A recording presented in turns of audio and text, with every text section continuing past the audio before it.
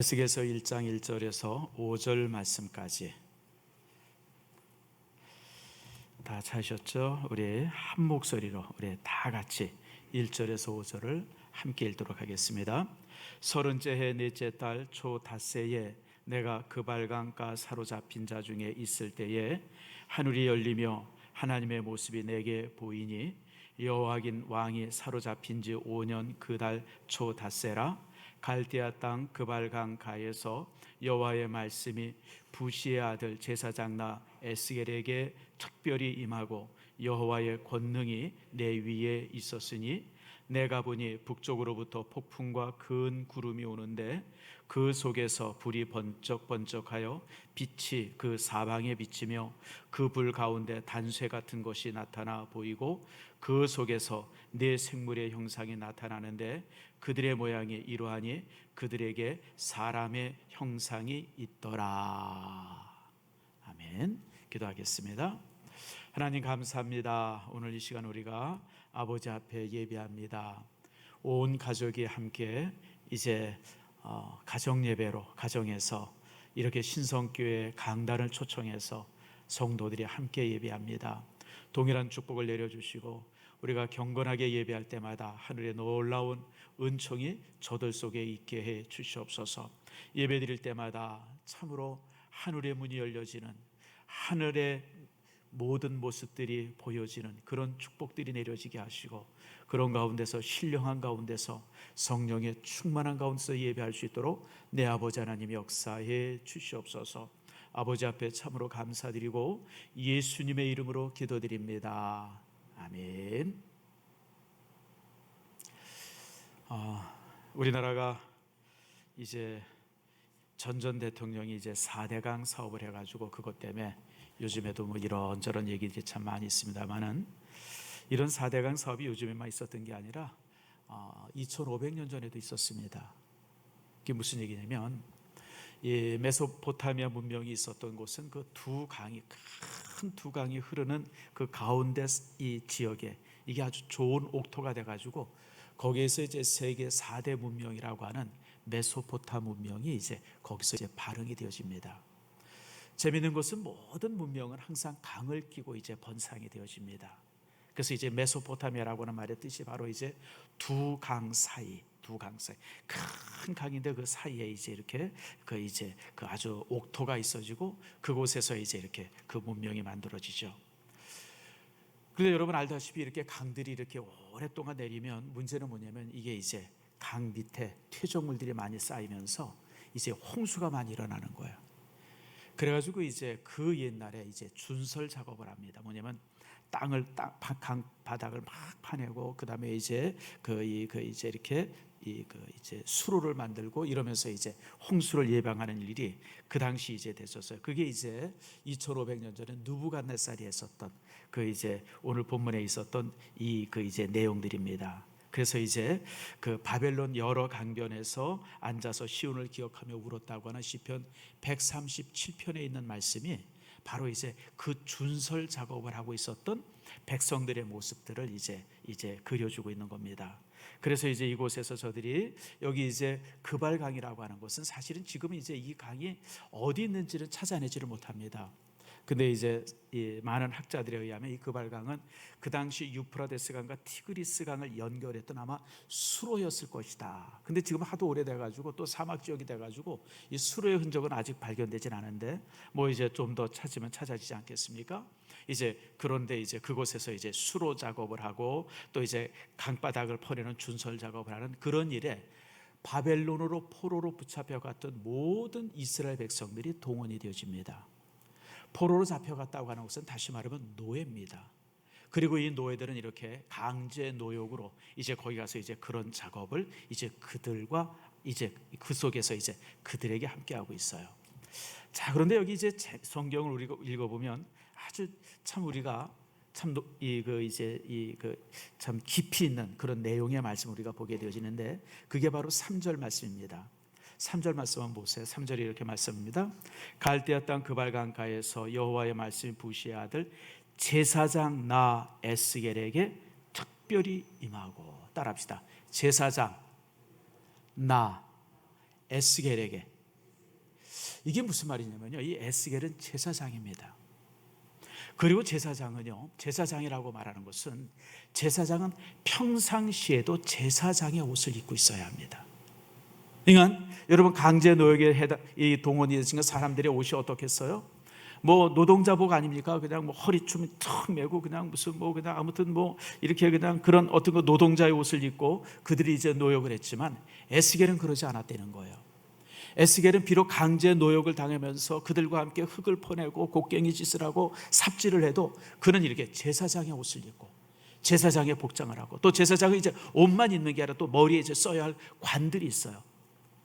참 이게 우리가 생각할 때는, 야, 그거 불편해서 어떻게 그럴 수 있을까, 우리가 그렇게 생각해 보는데, 그러나 여러분, 에스겔은 그렇게 그 속에서 이제 그 힘든 일을 이제 하고 있었던 겁니다. 그래서 참 이 말씀이 우리에게서 굉장히 중요한 의미가 있습니다. 여러분, 믿음의 사람은 어디에 가든지 어떤 상황이든지 믿음의 사람이 되어야 합니다. 비록 그것이 불편할지라도, 비록 그것이 힘들지라도 우리는 그곳에서 그렇게 살아야 돼요. 그게 믿음의 사람의 모습이에요. 종종 이제 우리 믿음의 사람들이 어렵고 힘들고 곤란스러운 그런 곳에 가게 되어지면 이렇게 변장을 해요. 다른 모습으로 살려고 그래요. 여러분, 그게 아니죠. 오늘 에스겔은 바로 이제 그 노동의 현장 속에서도, 강제 노동의 현장 속에서도 이 제사장의 옷을 입고 제사장의 관을 쓰고, 그리고 이제 그 삽을 들고 곡괭이를 들어도 그런 복장 속에서, 그들 속에서 이제 강제 노역을 했다고 하는 것을 우리에게 이제 보여주고 있습니다. 여러분, 아마 이제 혹시 읽은 분이 있을 거예요. 솔제니치 쓴 유명한 소설들이 몇 개가 있죠. 수용소 군도라고 하는 이렇게 두꺼운 책이 있어요. 한 900페이지 가까이 됐던 것 같아요. 제가 옛날에 읽을 때. 지금도 이 책이 있는지 모르겠어요. 그리고 또 하나 책이 뭐냐면 이반 데니소비치의 하루라고 하는 그런 책이 있어요. 그 이반 데니소비치는 뭐 하는 사람이 강제 노동소에서, 수용소에서 이제 하던 죄수인데, 저가 이제 돌을 다듬는 사람이에요. 돌을 다듬는. 그러면서 이제 이 노동 속에서 저들이 그냥 막 생활하는데, 거기에서 이제 이렇게 생활하는 것을 그리고 있는데, 그 이제 이반 데니소비치가 동료들에게 이런 얘기를 합니다. 참 아주 굉장히 의미 있는 얘기예요. 여러분, 저와 여러분은 존엄한 인간입니다. 존엄한 인간입니다. 그러므로 우리는 절대로 밥풀을 하나 먹겠다고, 그 바닥에 떨어진 그 밥풀을 주워 먹겠다고 혀로 핥아 먹지 마세요. 우리가 이렇게 배고프다고 밥풀 하나하나를 혀로 핥아 먹는 그 순간, 간수들은 우리를 조롱합니다. 우리는 간수들이 던져주는 빵을 더 먹겠다고 서로 싸우지 마십시다. 그것을 빼앗아서 그것을 먹는 순간 간수들은 우리를 사람이 아닌 짐승으로 취급합니다. 그런 문장이 나와요. 그러니까 아무리 배가 고파도, 아무리 힘들어도 인간으로서의 존엄성을 잃지 마십시오. 나 스스로가 인간이라고 하는 사실 잊지 마십시오. 그럴 때 간수들은 우리를 조롱하지 않고 우리 스스로도 인간의 존엄성을 지킬 수 있습니다. 그런 얘기를 하죠. 참으로 이 이반 데니소비치는요, 스스로 자신의 존엄을 지키라고 자신과 동료들을 이제 이렇게 독려하고 있는 그런 장면입니다. 요즘에 우리가 이제 대면 예배를 드리지 못하면서 많이 힘들고, 가정 안에서 우리의 성도들이 이제 예배를 드립니다. 그러나 여러분, 가정에서 비록 예배를 드릴지라도 우리가 교회에서 드리는 것과 똑같은 모습으로 정장을 하고 가족들과 정말 정결하게 예배하는 바로 이런 모습들이 우리에게 필요해요. 우리는 어디 있든지 그리스도인으로서의 정체성을 잃어서는 안 돼요. 며칠 전에 이 노예 후배로부터 전화가 왔어요. 또 이런저런 이제 이야기들을 좀 나누면서, 목사님 너무 힘듭니다, 그런 얘기를 하더라고요. 근데 제가 그래요. 힘들긴 뭐가 힘들어. 우리가 지금 당하는 게 이게 무슨 고난이야. 매스컴을 동원해가지고 막 교회를 향해서 이렇게 막 힘들게 합니다. 이게 뭐 힘들어. 그러면서 제가 그런 얘기를 했어요. 여러분, 2000년 전에는 기독교인들을 로마 정부가 뭐라고 모의를 했는지 아세요? 영아 살해범이라서. 영아 살해범. 다시 말하면 아주 애기들, 뭐 1살 먹고 2살 먹은 아이들을 이렇게 몰래 잡아다가 죽여가지고 그 피를 마시고 그 이제 살을 먹는 그런 존재가 기독교인이다. 그렇게 소문을 냈어요. 그러니까 사람들이 기독교인들을 보기를 아주 그냥 흡혈귀 보듯이 그렇게 봤어요. 교회는 항상 그러면서 성장을 했습니다. 그리고 제가 그런 얘기를 했어요. 아주 100년 전에 우리가 일본 사람들한테 침략을 당해가지고 36년 동안 나라 없이 살았어. 그때 신사참배하라고 그래서 그 신사참배 반대하던 그 목사님들이, 그리고 장로님들이, 성도들이 수없이 끌려가서 감옥 가고 고문당하고 심지어는 죽음을 당했어. 그게 고난이야. 그게 고난. 지금 이게 무슨 고난이야. 이게 무슨 고난이에요, 여러분들. 교회에서 드리는 예배를 가정에서 드리는 것뿐인데, 여러분 이게 무슨 고난이에요. 이것 때문에 교회가 흔들린다고 그러고 이것 때문에 신앙이 흔들려면, 여러분 우리의 신앙은 지금까지 가짜였었어요. 여러분 진짜 신앙 아니었었던 거예요. 그렇지 않아요, 여러분들? 여러분 70년 전에 6.25 전쟁이 있었어요. 3년 동안. 여러분 그 괴로군들이 물밀듯이 내려와서 여러분들 얼마나 많은 교회를 파괴합니까? 얼마나 많은 성도들이 죽습니까? 제가 자주 얘기해요, 여러분들. 김영수 장로님이라고 이쪽에 사세요. 저쪽에 그 이제 성략교회 장로님 하시던 분인데, 그분이 은퇴하셔가지고 이제 저쪽 여기 바로 이제 고속도로 옆에 거기에 이제 이렇게 산 밑에 이제 집을 하나 짓고 사셔서 한번 초청을 받아서 제가 간 일이 있었습니다. 난 지금도 그분의 간증이 잊어지질 않아요. 영암분인데 공산당들이 내려가지고 교회 그 마을에 들이닥쳐가지고 예수 믿는 사람들을 다 잡아다가 너 같은 놈들한테는 총알 쓰는 것도 아까워 이래가지고 발에다가 돌을 하나씩 묶어가지고 배를 태워서 저 바다 가운데 가서 이렇게 다 던져버렸대요. 바다 가운데서. 근데 지금도 그 장로님이 그 얘기를 하시더라고요. 자기는 지금도 귀에 생생하게 남아있는 기억이 있는데, 그게 바로 뭐냐면, 그렇게 끌려가면서 죽으러 배에 타고 이제 죽으러 이제 저 바다 가운데 가면서도 계속 찬송을 부르고 가셨다는 거예요. 찬송을 부르면서 계속 하셔가지고 그 속에서 바다에 던져가지고 거기서 다 죽었. 큰아버지도 죽고 삼촌도 죽고 뭐 부모님들도, 아버님도 죽고 어머님도 죽고, 그래가지고 동네에 그냥 어르신들이 다 죽은 거예요. 예수 믿는 어르신들이. 따라합시다. 그게 따랐어요. 그게 환난이다. 그게 환난이에요. 그게 환난. 여러분 이건 환난도 아니고, 여러분 어떻게 생각하면 산들바람 부는 거예요. 나는 지금까지 이런 일이 있으면서 여러분들이 잘 알다시피 저 어떤 때는 힘들기도 하고 어떤 때는 막 고민도 되고 걱정도 되지만 환난이라고 생각해 본 적이 없어요. 하나님께서 뭔가 교회로 하여금 이제 이렇게 그 주사를 한번 놔주시는 것 같다. 뭔가 따끔하게. 참 그런 생각을 하면서 그렇습니다. 그래서 여러분들, 우리가 이런 부분들, 요즘에 이런 일들을 환난이라 생각하지 말고 하나님께서 우리를 좀 더 이렇게 강하게 단련시키는 훈련하신다. 여러분 이런 일 때문에, 요 정도의 일 때문에 교회가 무너졌다 그러면 그런 교회가 아닙니다. 요 정도의 이 일 때문에 성도들의 신앙이 잘못되고 성도들이 이 교회를 떠나서 이 불신의 세계로 갔다, 여러분 그 사람은 원래 신앙인 아닙니다. 이 정도는요, 우리가 생명의 신앙을 가지고 있는 사람인데 이런 거 가지고 여러분들 흔들리거나 이런 거 가지고 고민한다고 하는 것 자체가 여러분 참 우스운 겁니다. 그러므로 저는 하나님께서는 결코 손해보지 않습니다. 이 일 이후에 교회를 더 건강하게 하고 우리 성도들을 더 아름답게 하실 줄 믿습니다. 여러분들이 이런 사실을 믿으면서 이 기간을 이제 이렇게 지낼 수 있기를 바랍니다. 자, 다시 이제 성경으로 돌아갑니다. 오늘 에스겔서 1장 1절 말씀에 보면 바로 이렇게 이제 제사장의 옷을 입고 그러면서 이제 손에 삽을 들고 괭이를 들면서 이제 강대 노역을 하고 있었던 그 이제 에스겔에게 오늘 하나님께서 이런 모습으로 나타나십니다. 1절 말씀은 다시 한번 제가 읽습니다. 30째 해 넷째 달, 30째 해 넷째 달. 이건 뭐냐면 그 에스겔의 나이가 30살하고 4달이 지났다는 겁니다. 이제 성인이 되어졌어요. 성인이 되어지는 그런 나이가 되어졌어요. 내가 그발 강가에 사로잡힌 자 중에 있을 때에 하늘이 열리며 하나님의 모습이 내게 보이니. 여러분 에스겔이 이제 30살이 이제 넘어서면서, 그리고 이제 백성들과 함께 곡괭이를 들고 노동을 하고 있을 때 하나님께서 저를 찾아오십니다. 여러분들이 이제 이번 주일에 계속해서 에스겔서를 읽을 거예요.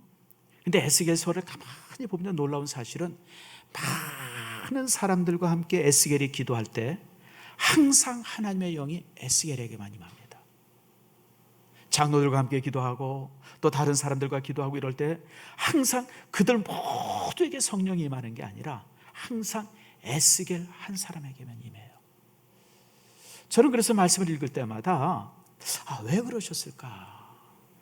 왜 함께 기도하는 사람들 아니고 그냥 모두에게 함께 임하면 좋은데 왜 에스겔에만 이런 놀라운 환상을 보여주고 그랬을까? 저는 그 이유를 오늘 본문에서 찾습니다. 뭐냐면 에스겔은요, 다른 사람과 달랐어요.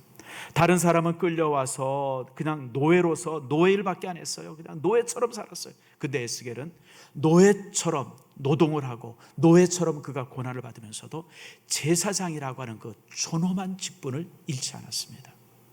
항상 어디서나 자기 정체를 분명히 하고 살았어요. 하나님께서는 그런 사람들을 기뻐하시고요, 그에게 이처럼 하나님께서 찾아오시는 겁니다. 여러분들이 어디 있든지 간에 어느 모습에 있든지 간에 참 자신이 내가 누군가라고 하는 이 정체를 결코 잃지 않는 축복이 있기를 바랍니다. 그럴 때 하나님께서 그에게 이제 이렇게 나타나시죠. 자, 그 다음에 또 오늘 본문의 말씀에 또 하나님께서 기뻐하시는 것 중에 하나가 그발강가에 사로잡힌 자 중에 있을 때, 저는 이 말씀도 참 너무 좋아요. 사로잡힌 자 중에 있었다. 여러분, 우리 인생은 내가 어디에 있느냐, 어디에 앉아 있느냐, 무엇을 하고 있느냐라고 하는 게 굉장히 중요합니다. 시편 1편 1절 말씀에 보면 복 있는 사람은 죄인의 길에 서지 아니하고 악인의 자리에 앉지 아니하고 그렇게 말씀하시잖아요. 믿음의 사람은 서 있어야 할 자리가 있어요. 앉아야 할 자리가 있어요. 아무 데서나 그러는 것 아니죠. 오늘 거룩한 주일 아닙니까? 오늘 여러분들이 가정에서 이제 예배를 드려요. 주일은 지금 대면 예배를 드리지 못하니까 영상 예배를 드린다 이럴 때, 그럴지라도 여러분들이 신난다 이러고 그냥 식구들과 그냥 짐 싸가지고 막 저 산으로 들로 그냥 여기 영화관으로, 여러분 그게 아니죠. 주일은 하나님 앞에 거룩하게 예배하는 자리가 되어야 돼요. 비록 우리가 교회 나와서 예배하지 못할지라도, 우리가 대면 예배는 이렇게 드리지 못할지라도 그 자리가 거룩한 자리에, 그 자리에 있어야 돼. 그게 바로 성도가 있어야 될 자리인 거예요. 그러니까 내가 어디서나 무엇을 하든지 간에 나의 정체성을 잃지 아니하고, 그리고 내가 있어야 될 곳과 서야 할 곳을 분명히 정해진 그런 사람들에게 오늘 주님께서 이처럼 함께 하신다라고 하는 겁니다. 특별히 여기 보니까 사로잡힌 자 중에 있었다라고 말합니다. 여러분, 다시 말씀드리면 에스겔은 제사장 아닙니까?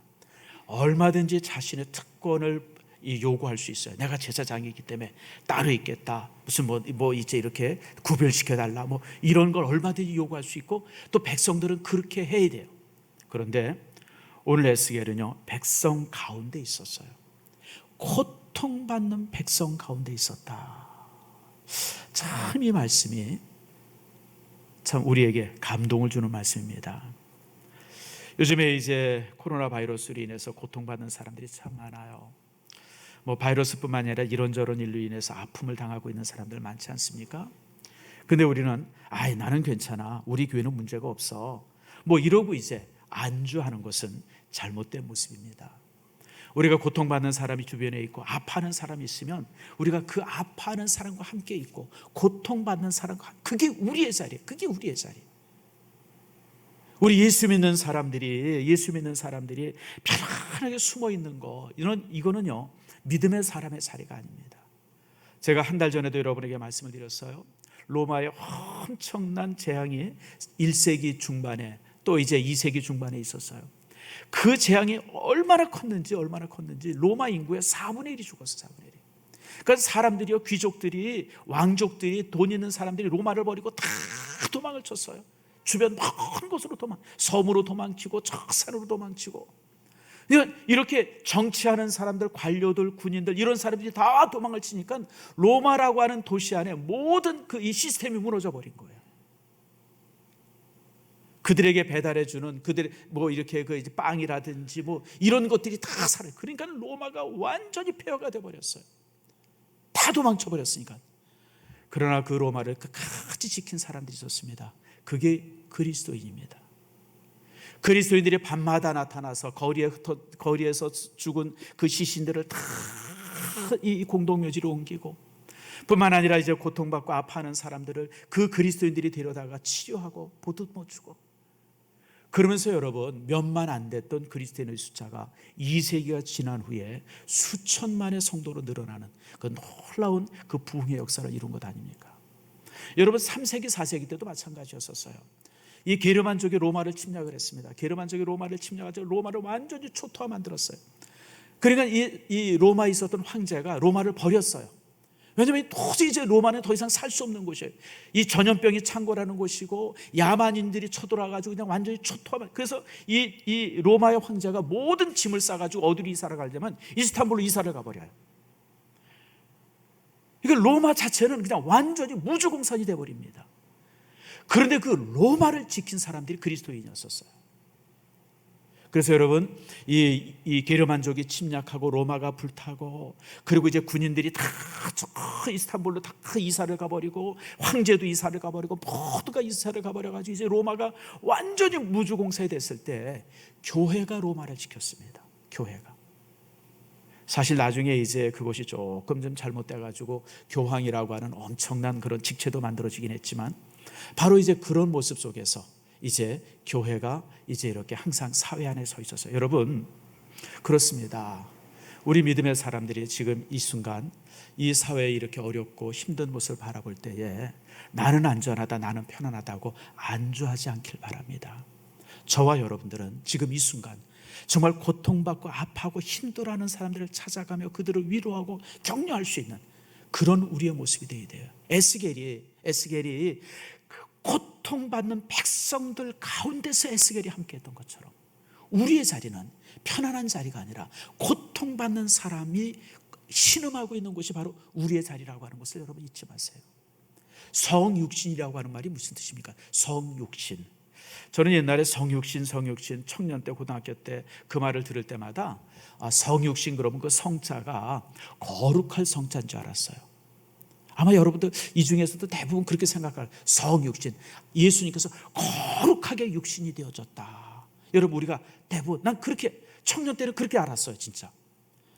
근데 나중에 신학을 공부하면서 책을 딱 보니까요, 그 성자가 거룩할 성자가 아니라 이룰 성자.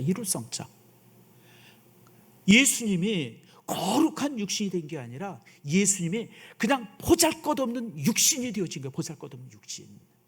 저 천상에 계셨던 하나님이 이 땅에 내려와서 종의 형체를 입고 이 땅에 와서 그냥 정말 무지렁이처럼 그런 고통받는 사람들 속에서 그 자리에 주님이 함께 하셨던 거예요. 그게 바로 성육신이에요. 여러분, 주님의 자리가 하늘의 자리를 팽개치고 이 땅에 내려오셨어요. 빌립보서 2장 말씀이 바로 그것 아닙니까? 그러면 여러분들, 우리가 정말 높은 자리에 있는 자리에 서 있는 사람이 아니라 편안한 자리에 있는 것이 아니라 그런 자리를 찾아가는 것이 아니라 항상 우리의 눈은 고통받는 사람들을 바라보고 아파하는 사람들을 바라보고 힘든 사람을 바라보고 어떻게 그들과 함께 할 수 있을까? 그들의 아픔을 어떻게 내가 좀 덜어줄 수 있을까? 항상 이것이 우리의 관심이 돼야 돼. 이게 성도의 관심이고 이게 성도의 마음이고요. 이게 성도의 자리입니다. 제가 살아보니까 친구는 두 종류의 친구가 있더라고요. 아마 여러분들도 지금 그런 걸 느낄 거예요. 그냥 보통 친구가 있어요. 만나면 반가워, 아이고 그 좋아, 아이고 잘 있었어, 이런 친구들이 있어요. 그런 친구들은 우리가 참 우리 주변에 수없이 많아요, 여러분들. 나도 그런 친구들 꼽아보면 한 수백 명 될 것 같아요. 수천 명 되죠. 아마 교회 안에서도 우리 성도들 그런 관계 속에 많이 있을 거예요. 근데 또 하나의 친구가 있더라고요. 좀 표현이 적당하진 않은데 동지가 있어요. 동지라고 하는 개념은 뭐냐면 내가 힘들고 어렵고 곤란스러울 때도 항상 나와 함께해요. 그 사람은 동지예요. 자, 여러분 주변에 친구들을 한번 가만히 봅시다. 많은 친구들이 있는데 동지는 얼마나 됩니까? 우리 교회도 그래요. 교회도 성도들이, 우리 교회 안에 성도들이 주일학교 애들까지 다 합하고 그러면 한 1000여 명 되지 않습니까? 그런데 여러분 다 좋아요. 다 성도예요. 다 성도. 그런데 교회가 곤란을 당하고 어려움을 당하고 힘듦을 당할 때 동지와 같은 성도들이 있어요. 목사님, 내가 함께 하겠습니다. 목사님, 그 어려움에 내가 동참하겠습니다. 목사님이 곤란해하는 일에, 교회가 힘들어하는 일에 내가 함께 하겠습니다. 이러면서 탁 자신을 내놓는 사람들이 있어요. 여러분, 이거는 동지와 같은 것이죠. 주님이 바로 그러셨어요. 주님은 우리가 이제 예수님은 우리의 친구입니다 그러지만 단순한 친구가 아니라 우리의 모든 삶, 곤란하고 힘들고 고통스러운 그런 곳에 언제나 함께 하셨던 동지와 같은 분이셨어요. 여러분, 우리가 그럴 수 있어야 합니다. 바로 이제 에스겔이 그런 사람이었어요. 얼마든지 제사장으로서 참 이렇게 폼나는 자리에 있을 수 있었지만 저는 동지가 됐어요. 동지. 그래서 백성들이 고통받는 자리에 함께 있었고, 백성들이 아파하는 자리에 함께 있었고, 신음하고 있는 백성들 자리가 그의 자리였었어요. 그럴 때 주님께서 저를 찾아오신 겁니다. 여러분, 하나님께서는 이렇게 좌절하고 힘없는 백성들과 함께 있는 바로 그 에스겔에게 찾아왔던 거예요. 그래서 여러분, 참으로 우리가 정말 이 에스겔 같이 이런 어렵고 힘든 이때에 그냥 편안한 자리를 찾는 것이 아니라 힘들고 어려운 사람들이 어디 있나, 고통받는 사람들이 어디 있나, 그들을 찾고 그들을 위로하고 격려하는 여러분들의 모습이 되어지길 바랍니다. 자, 그런데 찾아오셨는데 오늘은 특별히 다른 모습이 하늘을 열어주셨어요. 하늘을. 자, 1절 후반절 쪽에 보세요. 자, 30해 넷째 달 초 닷새에 내가 그발강가 사로잡힌 자 중에 있을 때에 하늘이 열리며 하나님의 모습이 내게 보이니, 그때에 하늘이 열렸어요. 하늘이. 다시 말하면 영의 세계가 확 열려진 겁니다. 하늘이 열렸어요. 그러면서 이제 에스겔이 이 하나님의 놀라운 영광을 보게 되어집니다. 성경에 보면 하늘이 열리는 이런 장면을 보았던 사람들이 여럿 있습니다. 제일 먼저 있었다 그러면 아마 야곱일 겁니다. 야곱이 이제 그 형이 이제 야곱을 죽이겠다고 막 그러고 그랬을 때 야곱이 이제 집에서 도망 나오지 않습니까? 그럴 때 이제 베델에서 하늘이 열리는 장면을 보게 되어지죠. 그 속에서 하나님의 음성을 듣습니다. 내가 어디로 가든지 너와 함께 하겠다. 그런 음성을 듣지 않습니까? 또 하나는 이제 스데반이죠. 스데반이요, 순교하려고 하는 바로 그 순간 열린 하늘을 보게 되어지죠. 여러분, 사도행전 7장 55절 말씀에 보면 스데반이 성령이 충만하여 하늘을 우러러 주목하여, 다시 말하면 스데반이 이제 순교하는 막 순간이었어요. 사람들이 그냥 막 이를 갈고 그냥 손에 돌을 들고 그냥 막 스데반을 그냥 이제 돌로 쳐 죽이려고 막 그냥 막 사기가 가득한 그때에 스데반이 하늘을 바라봤어요. 근데 하늘이 열린 거예요. 열린 하늘 속에서 서 계신 예수님을 발견하게 되어져요. 그러면서 순교하죠. 또 하나의 장면이 뭐냐면 요한입니다. 요한이 도미시안이라고 하는 이제 아주 이 교회를 핍박했던 그런 로마 황제의 핍박에서 이제 체포당해 가지고 반모섬에 유배가 되어집니다. 반모섬을 제가 터키를 이제 3번을 갔는데도 반모섬을 못 가봤어요. 왜 못 가봤냐면 여기가 바람이 하도 심하게 불어가지고 배들이 잘 못 가요. 지금도 배들이 잘 못 가는 황무지 같은 섬이 반모섬입니다.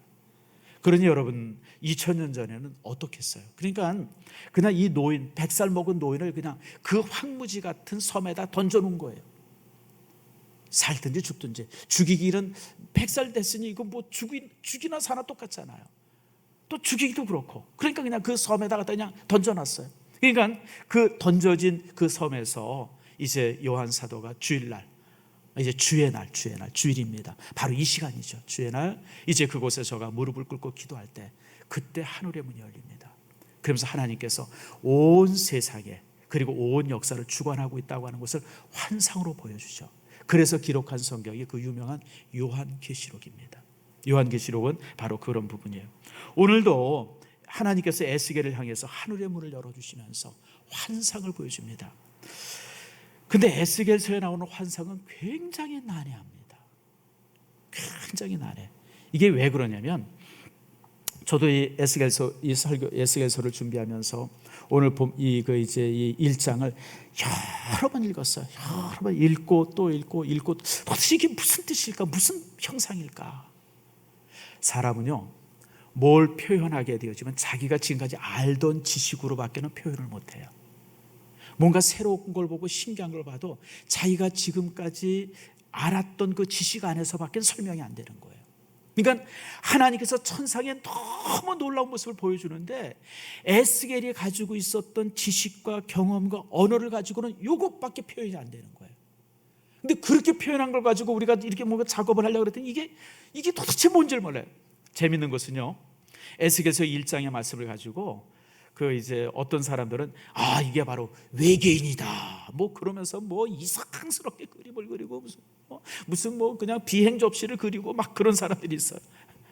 그게 너무 이게 이제 이 본문의 말씀이 난해해서 그래요. 사실 근데 이것은 우리가 정확히 어떤 모습인지를 알 수는 없어요. 왜냐하면 에스겔이 바라봤는데 너무 신비스러우니까. 그리고 자신이 그 신비를 표현할 수 있는, 여러분 신비를 우리가 무슨 수로 우리의 언어로 표현합니까? 영적 세계를 무슨 수로 표현할 수 있겠어요? 그래서 이제 에스겔서가 참 그런 부분 속에서 난해한데, 근데 여기에 보면 이제 환상이 한 환상임에도 불구하고 세 수로 끊어져 있어요. 4절에서 14절까지는 내 얼굴을 가진 존재가 나타나요. 얼굴이 내 모습을 하고 있는데 사람 같은 형상이에요. 근데 그들의 왕래가 횃불 같고 빠르고 번개같이 왔다 갔다 했다. 천사들의 모습인데 이제 그런 모습을 그려져 있고, 또 15절에서 21절 말씀에 보면 그 네 생물 곁에는 바퀴가 달렸어요. 바퀴. 여러분, 이 바퀴라고 하는 것이 뭘 말합니까? 바퀴라고 하는 것은 사방팔방 막 다닐 수 있는 그런 게 아닙니까? 그래서 이제 이 바퀴라고 하는 것은 하나님의 섭리를, 하나님께서는 어디든지 천사들과 함께 그 어느 곳에든지 마음껏 다닐 수 있다 뭐 그런 모습이고, 또 마지막 22절에서 28절 말씀에 보면 이제 천상의 보좌가 이렇게 딱 나타납니다. 이 세 가지 환상을 통해서 세 가지 환상을 에스겔에게 왜 보여주냐면 두 가지 이유 때문에 보여줍니다. 첫 번째 이유는 지금 바벨론 왕이 그냥 전 세계를 점령하고 이스라엘 민족을 포로로 잡아가고 강제 노역을 시키고 막 그러지만 이 지구의 모든 일들은 하나님의 섭리 속에 있다. 천사들이 번개처럼 움직인다고 하는 것은 하나님께서 천사를 종처럼 사용하는 거예요.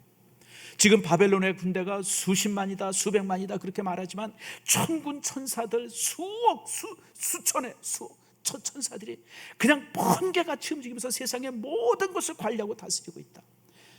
느부갓네살이 세상의 임금이 아니라 하나님이 세상의 임금이다. 이 사실을 보여주는 것, 그것이 바로 이 환상입니다. 그리고 하나님께서 지금도 이 세상을 다스리신다는 거예요.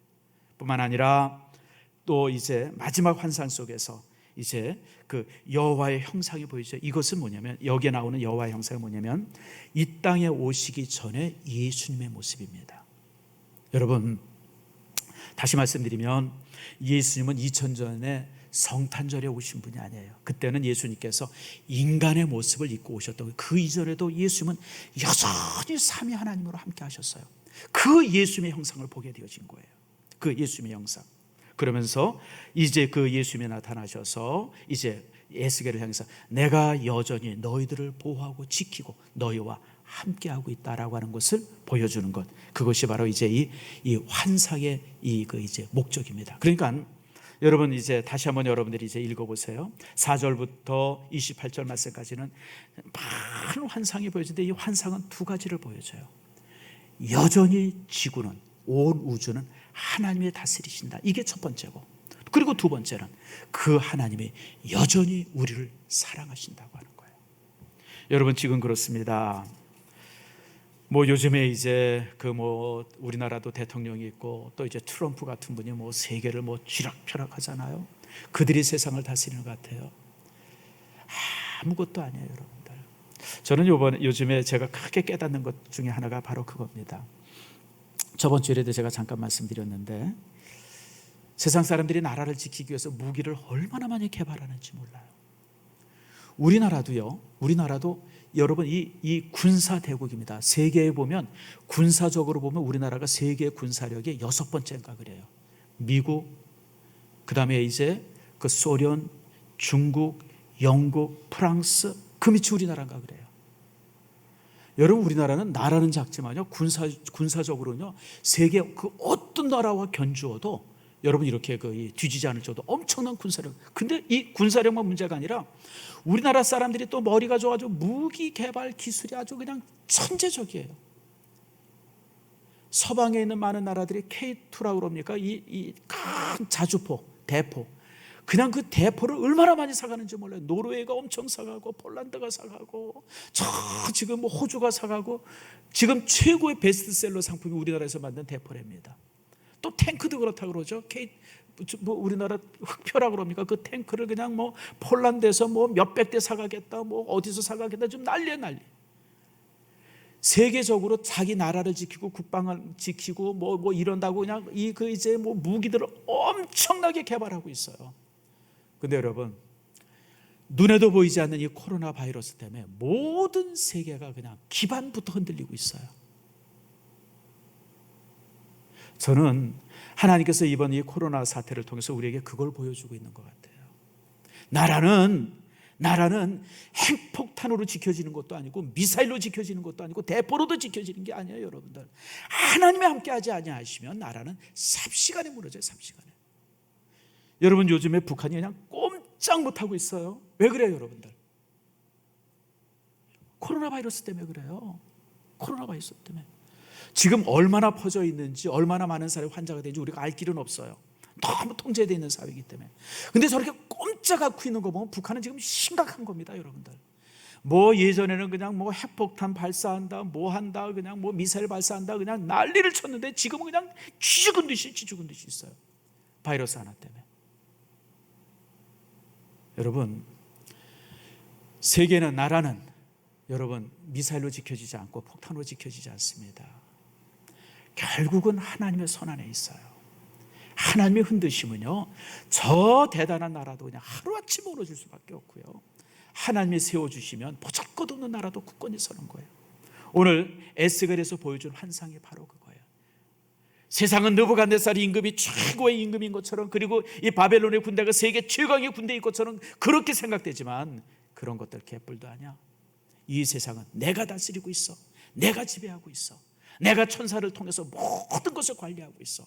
그 사실을 보여주는 것, 그것이 바로 에스겔서 1장의 환상입니다. 사랑하는 성도 여러분, 우리가 이 사실을 기억해야 합니다. 여러분, 우리가 이 사실을 기억하면서 이 상황 앞에서 우리가 흔들리지 않길 바라요. 자, 그러면서 이제 우리가 이 본문의 말씀을 통해서 하나 또 귀하게 알 수 있는 것 중에 하나가, 왜 하나님께서 에스겔에게 이 환상을 보여줬을까라고 하는 거예요. 이 환상을 보여줬을까? 여기 보니까 하나님의 모습이 내게 보이니, 다시 말하면 환상을 지금 에스겔에게 보여줬어요. 왜 보여줬을까라고 하는 거예요. 왜 보여줬을까? 에스겔아, 너만 알아.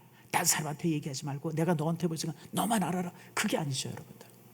하나님께서는 에스겔에게 이 놀라운 사실들을 모든 사람들에게 전하라고 보여준 거예요. 사실 그래서 지금 우리가 에스겔서를 가지고 있는 거예요. 만약에 하나님께서 에스겔을 통해서 너만 알아라 그랬으면 에스겔서는 존재하지 않았어요. 하나님께서 에스겔의 환상을 보여줬을 때 에스겔은 그 모든 환상을 글로 기록했고, 그 기록한 글들이 모든 백성들에게 읽혀지게 되어진 거예요.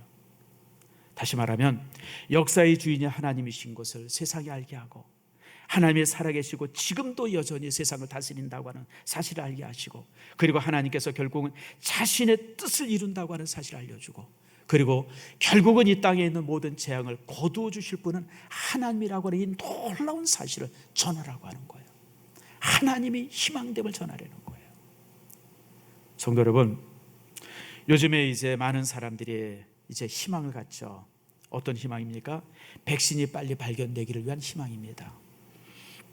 네, 이 백신에 대해서 여러 가지 이야기들이 많아요.